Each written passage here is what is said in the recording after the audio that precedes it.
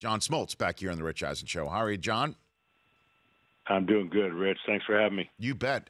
You're the first person I thought of when I heard about a shortstop going down with Tommy John surgery in Los Angeles, and for a team that, if it wasn't for Charlie Morton in Game 7 last year, might be the defending world champs for the Dodgers. Just so much going on with this story as to the how and what, and then the concept of you need to win when you have the opportunity. What was your first thought when you heard that Corey Seager needs Tommy John surgery, Yeah, John? it's rare. I mean, heard some catchers, position players rarely have this kind of issue. It's unfortunate. The guy's a stud, and the Dodgers are not clicking, and this doesn't bode well for them. I think in the time that, when I first got my Tommy John surgery, and then the epidemic that has existed through pitching, and we've come numb to it, so much so that people don't pay attention to really how to better prevent. It's just almost like, well, you're going to get one, let's get one, get it out of the way. But I can't imagine for a position player what that must feel like, because that's the last thing you think is going to happen to you. So what was it? Is it just too much extra swings, as the rumor is here in Los Angeles, that they needed to tell this kid to chill a little bit and back off? What's your best call on how something like this happens to a shortstop, John? Yeah, I mean, freakish genetics. I mean, there's an array of things that come into play when you think about a left-handed hitter. And even though swinging left-handed and throwing right-handed, you wouldn't think swinging has anything to do with Tommy John, because it's an opposite motion. And it might have been one throw or a couple or a combination of throws that tweak it, and then that is the unknown of position players. Catchers have to throw as much as pitchers, and that's what people forget. The ball gets to them, they got to throw it back, although be it not at 98 miles an hour, but then they got to come out firing. And I would think that swinging a bat left-handed, it would have to take an extreme amount of either swings or something freakish to happen. So that is just a bad break that hopefully, he's able to recover, and at least he doesn't have to get to a point. It's still a long recovery. It's just he doesn't have to, fire the baseball as many times as a pitcher does. So hopefully the recovery is quicker. And with the loss last night in Arizona, Dodgers are 8 back. And I know there's still so much time. It's May 1st, et cetera, et cetera, et cetera. But what gives with the Dodgers this year so far, John? Well, it's their offense, and Turner not being available has really showed that is a main cog, not only in their offense, but it helps them click. It's a presence they're missing.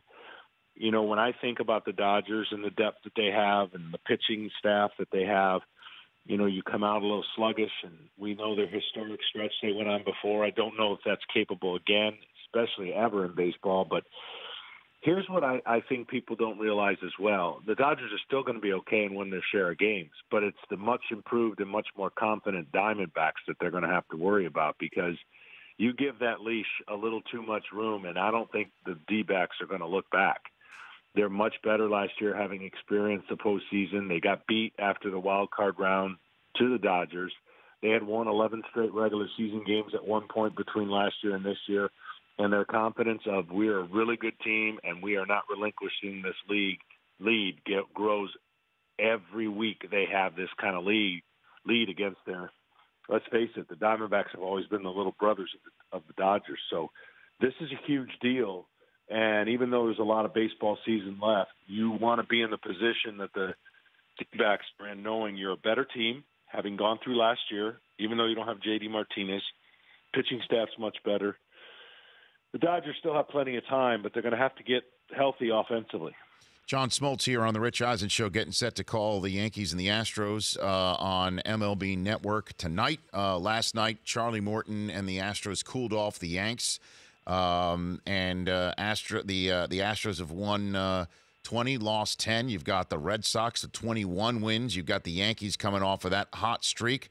Ohtani, if he can stay healthy as opposed to be iffy as he's been the last couple of weeks, You got the Angels, Seattle doing well, and Cleveland perhaps not performing up to what they're capable of doing. Who's the best team in the American League? It's all said and done, John. The best team is the Houston Astros. They're the best team to start the season. I don't think it'll change much throughout the year. The unknown is injuries, of course, that you can never predict. But this team has a pitching staff that's as good as anybody you'll see in a long time.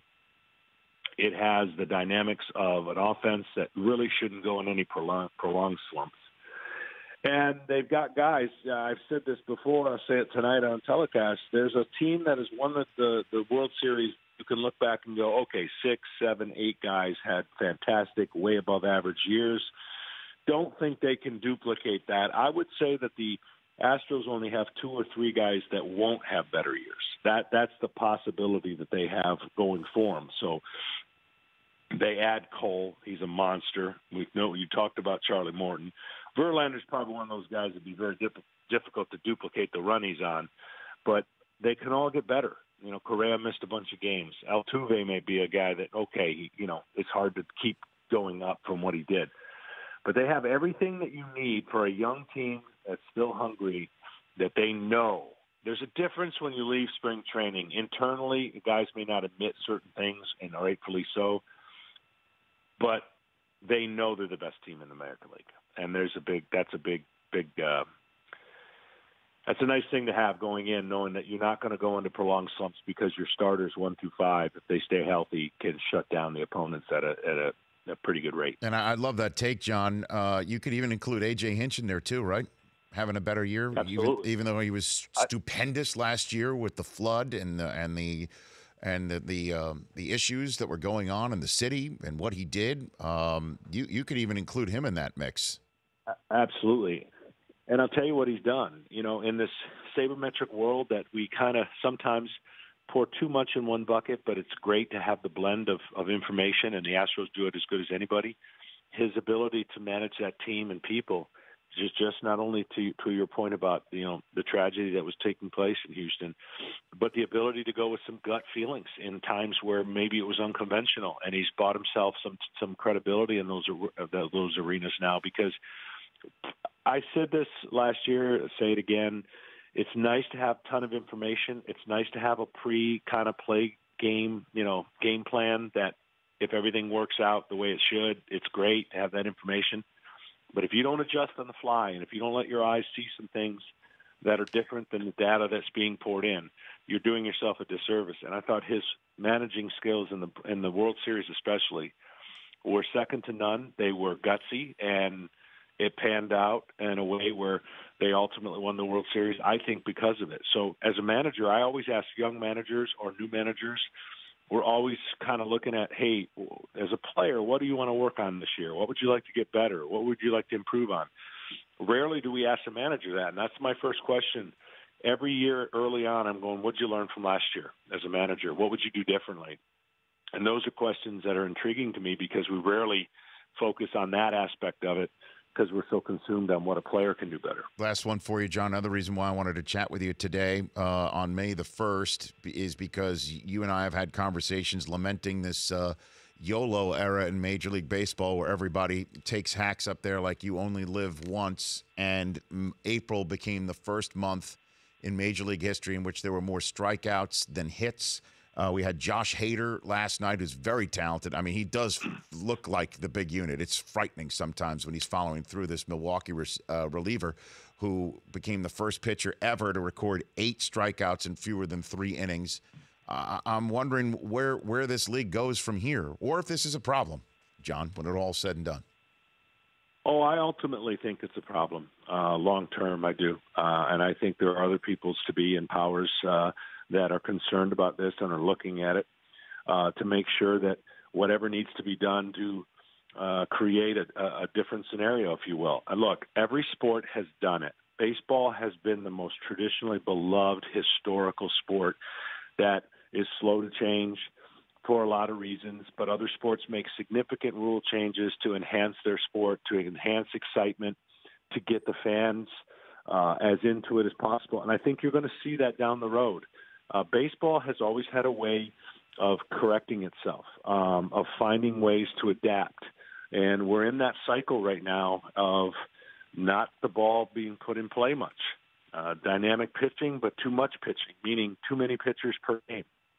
And whether that becomes a rule change down the road, that's something I'd like to see, which allows pitchers to still pitch, but not as many mid-inning pitching changes that we're seeing at a historic rate. And, you know, that's one way of looking at the game in a positive way to create, strategy, as well as you just can't keep making one batter pitching changes, or the amount of, we're averaging somewhere between 8 and 11 pitchers per team per two teams. That's a big number. Mm-hmm. That's a lot of drag on the game and the time that it takes to play. So it's a long-winded question to say, I think that you're going to see down the road some certain changes. They may seem insignificant in the beginning, all geared towards how do we find a way to create the excitement that doesn't become very stagnant.